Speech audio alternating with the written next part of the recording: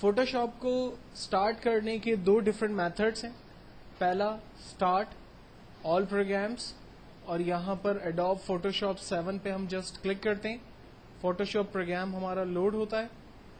Second طریقہ start رن, اور رن پہ جا کر ہم فوٹوشاپ ٹائپ کرتے ہیں اور اوکے کرتے ہیں, پروگرام جو ہے وہ لوڈ ہوتا ہے.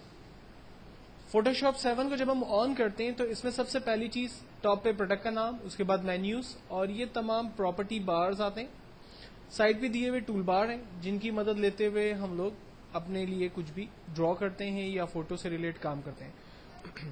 فوٹوشاپ جو سافٹ ویئر ہے وہ بیسکلی یوز ہوتا ہے فوٹو ایڈیٹنگ پرپس میں. لائک آپ لوگ کسی بھی قسم کے پینافلیکس ڈیزائن کرتے ہیں, آپ بروشرز بنانا چاہتے ہیں, آپ بکس بناتے ہیں, لائک اسماعیلی پاکستان جیسے ہماری ایک بک ہے, اگر آپ وہ پوری بک کمپوز کرنا چاہتے ہیں تو آپ ان بکس کو فوٹوشاپ پہ کمپوز کر سکتے ہیں.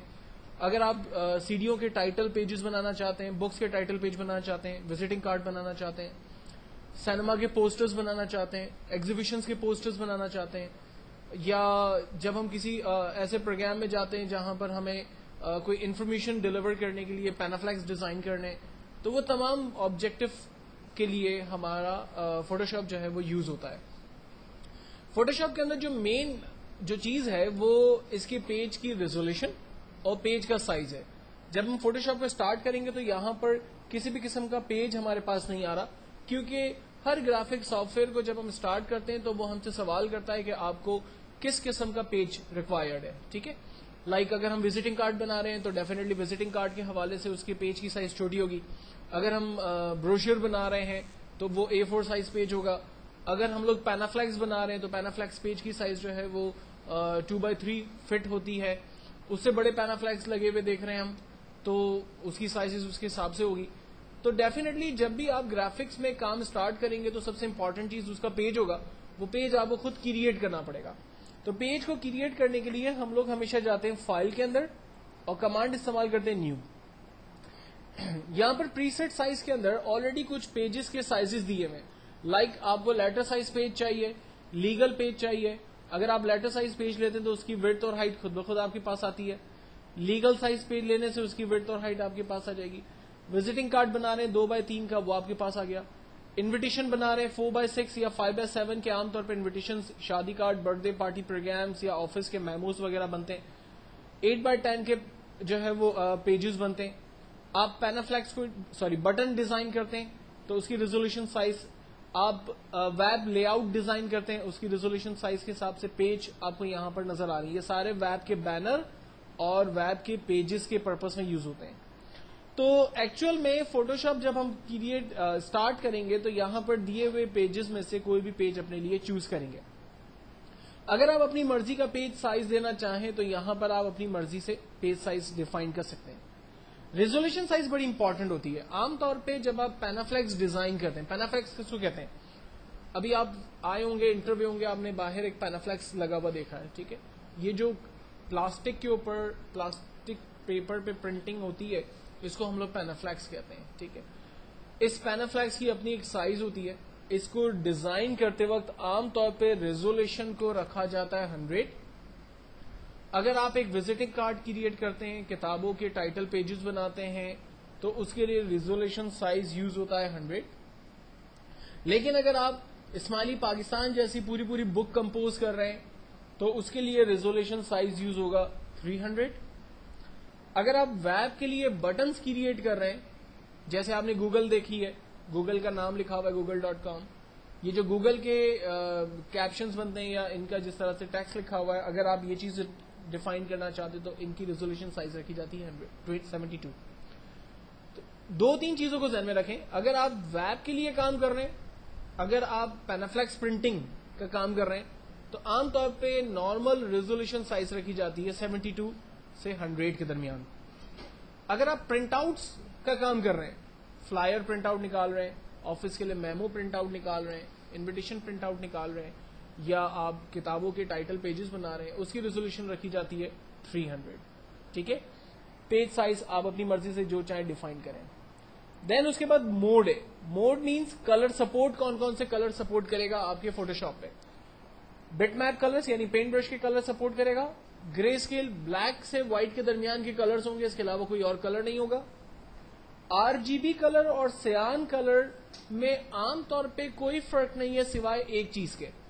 आरजीबी कलर के अंदर आमतौर पे गोल्डन कलर बनाया जा सकता है, जबकि सियान कलर के अंदर गोल्डन कलर नहीं बनाया जा सकता। मिसाल के तौर पर अगर आपको ARY ज्वेलरी के लिए एक पैनाफ्लेक्स डिजाइन करना है, या आपको जो है वो किसी ऐसी कंपनी के लिए जो कि सोना या गोल्डन चीजें डिफाइन कर रही है, कोई फैब्रिक कंपनी है जिसने गोल्डन के अंदर चीजें अपनी जो है वो बनाई है, आप उस गोल्डन को प्रिंट करना चाहते हैं पैनाफ्लेक्स के ऊपर, तो आपकी जितनी भी कंपोजिंग होगी वो RGB कलर के अंदर से होगी, क्योंकि RGB कलर की वजह से ही गोल्डन कलर बनता है, जबकि सियान कलर गोल्डन कलर नहीं बना सकता। दुल्हन की ज्वेलरी, दुल्हन ने अगर कोई शरारा पहना है गोल्डन कलर का, गोल्डन कलर की कार है, गोल्डन कलर की घड़ी है, आपने गोल्डन चेन पहनी है, ये सब कुछ प्रिंट उसी वक्त आ सकता है जब आपने मोड यहां पर RGB रखा हुआ है। अगर आपने मोड सियान ले लिया तो ये जितना भी गोल्ड कलर है ये सारा ब्लैकनेस की तरफ चला जाएगा और डार्क कलर से प्रिंट आउट आएगा, गोल्ड कलर नहीं आएगा, तो पूरा आपका जो कंपोजिंग है, जो चीजें हैं वो सारी खराब हो जाएंगी। तो इस चीज को आपने ख्याल रखना है। जबकि लैब कलर्स, लेबोरेटरी के कलर्स प्रिंट करवाने हो तो उस पर्पस में यूज करते हैं। जब आप पेज को ओपन करेंगे तो आपका बैकग्राउंड कलर क्या होगा? बैकग्राउंड कलर में हमने चाहा कि व्हाइट कलर होना चाहिए, बैकग्राउंड कोई कलरफुल होना चाहिए जो हम अपनी मर्जी से डिफाइन करें, या बैकग्राउंड जो है वो ट्रांसपेरेंट होना चाहिए। आमतौर पे हम लोग बैकग्राउंड या तो व्हाइट रखते हैं या फिर ट्रांसपेरेंट रखते हैं। इन दोनों के क्या रीजंस हैं इसको हम लोग आगे डिस्कस करेंगे। फिल वक्त जब भी हम लोग पेज स्टार्ट करेंगे फोटोशॉप में इनिशियली, तो हम लोग काम करेंगे पेज की साइज, लेटर साइज पेज यहां से सेलेक्ट करेंगे जिसकी विड्थ और हाइट 8.5 बाय 11 इंच होगी। रेजोल्यूशन हम लोग 72 से 100 के दरमियान रखेंगे। कलर हम लोग RGB सेलेक्ट करेंगे और बैकग्राउंड कंटेंट हमारा व्हाइट होगा। इन तमाम कलर्स को सिलेक्ट करने के बाद जब हम फाइनली ओके करेंगे तो ये हमारा पेज हमारे पास आ जाएगा। अब फोटोशॉप पे पेज को क्रिएट करने के बाद इसके कुछ पैनल्स हैं। ये साइड पे जो पैनल हमें नजर आ रहा है, इस पैनल पे बेसिकली हमने काम करना है, और जो सबसे इंपॉर्टेंट पैनल है उसका नाम हमारा लेयर का पैनल है। लेयर के पैनल में हमारे पास जो पहली लेयर आ रही है वो बैकग्राउंड लेयर है। देखिए फोटोशॉप में एक चीज को ख्याल रखना कि जितना भी काम आप करेंगे वो हर ऑब्जेक्ट को अलग अलग लेयर पे क्रिएट करेंगे। कैसे क्रिएट करेंगे, उसकी क्या वजह है, ये अभी थोड़ी देर में आपको क्लियर हो जाएगा। लेकिन ज़हन में ये बात रखें कि अगर आप मिसाल के तौर पर दो ऑब्जेक्ट क्रिएट कर रहे हैं, एक सर्कल और एक स्क्वायर, सर्कल जो है वो लेयर नंबर 1 पे बनेगा और स्क्वायर लेयर नंबर 2 पे बनेगी, और इस तरह से जितने भी ऑब्जेक्ट्स आप क्रिएट करेंगे हर ऑब्जेक्ट को आप अलग अलग लेयर पे क्रिएट करेंगे। लेयर को क्रिएट करने के लिए हमारे पास यहाँ पर इंसर्ट लेयर का एक क्रिएट अ न्यू लेयर का आइकॉन है, उस पर हम क्लिक करेंगे, हमारे पास एक न्यू लेयर क्रिएट हो जाएगी जिसका नाम आमतौर पे लेयर 1, 2, 3 इस तरह से सीक्वेंस में चलता रहेगा। अगर कोई लेयर आपको नहीं चाहिए, बराबर में डस्टबिन का बटन बना हुआ है, डिलीट लेयर, उस पर क्लिक करेंगे, कहेगा the layer delete the layer 1, हम यस करेंगे, वो लेयर हमारी खत्म हो जाएगी। सबसे इंपॉर्टेंट जो लेयर होगी वो बैकग्राउंड लेयर होगी और उसके आगे ये लॉक का साइन बना हुआ होगा। ख्याल रखना है कि बैकग्राउंड लेयर पे हमें कोई काम नहीं करना, बैकग्राउंड लेयर बिल्कुल ब्लैंक छोड़नी है। जो भी नया काम करना है वो एक न्यू लेयर क्रिएट करें और उस पर काम करते चले जाएं। काम कैसे करेंगे अब इसके ऊपर बात करना शुरू करते हैं। सबसे पहले मैं एक न्यू लेयर सेलेक्ट करता हूं और इस न्यू लेयर को सिलेक्ट करने के बाद यहां पर दिए हुए पैनल्स में से अपने लिए एक टूल सेलेक्ट करके कोई ऑब्जेक्ट स्क्रीन पर ड्रॉ करता हूं। इन पैनल को थोड़ा सा समझने की कोशिश करते हैं। जब हम इन टूल को गौर से देखते हैं तो कुछ टूल्स के कॉर्नर पर हमें इस तरह से छोटा सा एरो बना हुआ नजर आ रहा है, जबकि कुछ टूल्स के आगे कोई एरो बना हुआ नजर नहीं आ रहा। तो कॉरल ड्रॉ और आगे दूसरे जो ग्राफिक सॉफ्टवेयर्स में आप काम करेंगे उन तमाम में आप इस चीज को फील करेंगे कि कुछ टूल्स के आगे एरो का सिंबल है। एरो का सिंबल बेसिकली इस बात को इंडिकेट करता है कि इस टूल के अंदर मजीद वेराइटीज ऑफ टूल्स मौजूद हैं।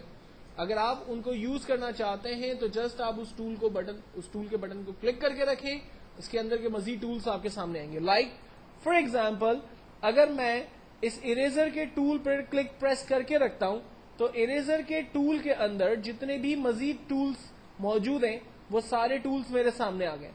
और अगर मैं इनको स्टॉप दूसरे टूल की तरफ चलता हूं لائک میں نے یہاں سے ہلنگ ٹول لیا تو اس کی پراپرٹیز جو اس کے اندر موجود ہے وہ مجھے نظر آ رہی ہے.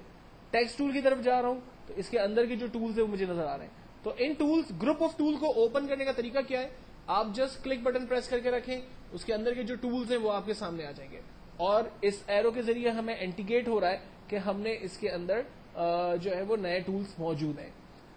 یہ جو پینل ہمیں لیئر کا نظر آ رہا ہے, مثال کے طور پر یہ پینل اور یہ جو ٹولز ہمیں نظر آ رہے ہیں, اگر یہ ٹولز ہمارے پاس آف ہو جائیں تو ان کو آن کرنے کے لیے ہم لوگ ونڈو کے مینیو میں جاتے ہیں اور یہاں سے لیئر کے پینلز پہ کلک کرتے ہیں تو یہ لیئر کا پینل ہمارے پاس کھل جاتا ہے.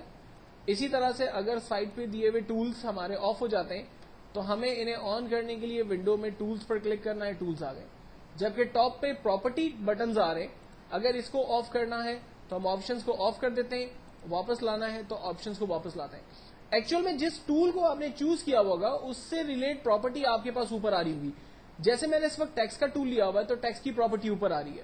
اگر میں سمپل موو کا سلیکشن ایرو کا ٹول لیتا ہوں تو اس سے ریلیٹ پراپرٹی آ رہی ہے. اگر میں سلیکشن کا ٹول ریکٹینگل یا مارکیو کا ٹول لیتا ہوں تو اس کی پراپرٹی اوپر آ رہی ہے. تو جب بھی آپ کوئی آبجیکٹ یہاں سے سلیکٹ کریں گے اس آبجیکٹ کی پراپرٹی ٹاپ پر آپ کو اوپر نظر آئے گی. اب اس کے بعد ہم لوگ بیسکلی کچھ آبجیکٹس ڈرا کریں گے اور اس کے اوپر کام کرنے کی کوشش کریں گے.